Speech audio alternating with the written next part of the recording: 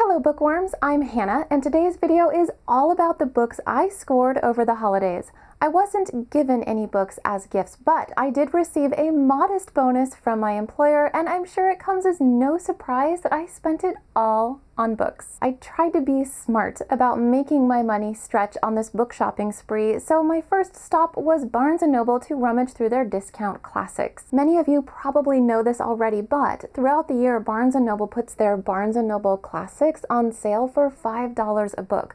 They rarely have attractive covers, but they do have informative introductions and, in some cases, helpful footnotes. The classics I bought are Anna Karenina by Leo Tolstoy and Don Quixote by Miguel de Cervantes, because what better way is there to make your $5 stretch than to buy a 900-page book? I also got The Enchanted Castle and Five Children and It by Edith Nesbit, as well as Wuthering Heights by Emily Bronte and The Woman in White by Wilkie Collins. Of these 5 books, this is the one I'm most eager to read because it sounds like it could potentially be a comparable title to The Monk by Matthew Lewis, which I ranked among my best books of 2017. A mystery thriller, first published in 1860, the story begins with an eerie midnight encounter between artist Walter Hartright and a ghostly woman dressed all in white who seems desperate to share a dark secret.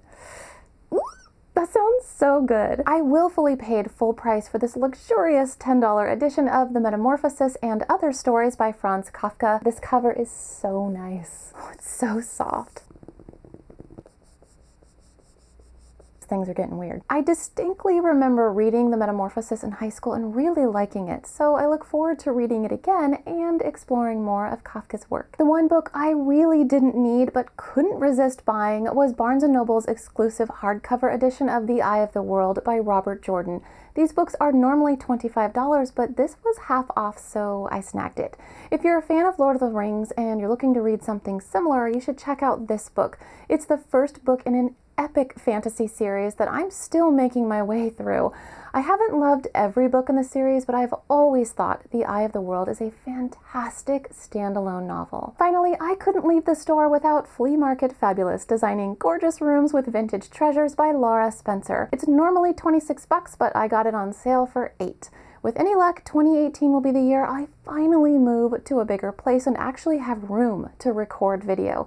If that happens, I'll be on an even tighter budget than I am now, in which case this book will really come in handy. After Barnes & Noble, I ventured to a cozy little thrift store not far from my home and carefully perused their selection of books. For a whopping total of $1, I walked away with Pierre, or The Ambiguities by Herman Melville, illustrated by Maurice Sendak, of all people. Pierre was the successor to Moby Dick. It's said to be a satire of Gothic literature. This particular edition reconstructs the text that Melville delivered to Harper & Brothers in 1852 before he made later additions to the book that were not widely accepted as an improvement on the original manuscript. My last stop was a local independent bookstore where I took advantage of their sale books and perused their used titles. I snagged The Obelisk Gate by N.K. Jemisin, book 2 in the Broken Earth series.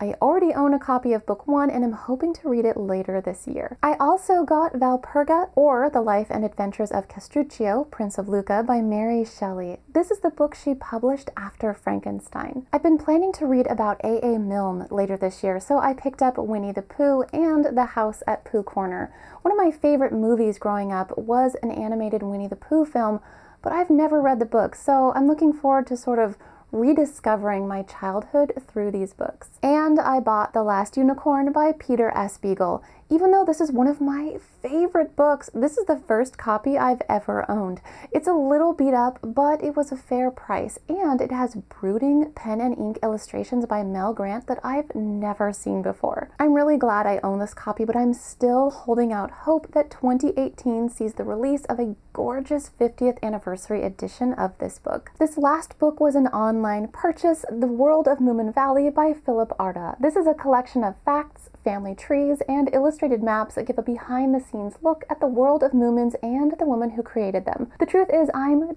dying to read this book, but I'm going to wait until after I've finished all 9 of the Moomin prose novels. The only reason I bought it prematurely is because I've had my eye on it for a few months, and it finally went on sale. I'm really pleased with the outcome of my holiday book haul. I hope you'll tell me about the highlights of your holiday haul in the comments, and let me know which book you received that you're most excited to read. Thanks, everybody!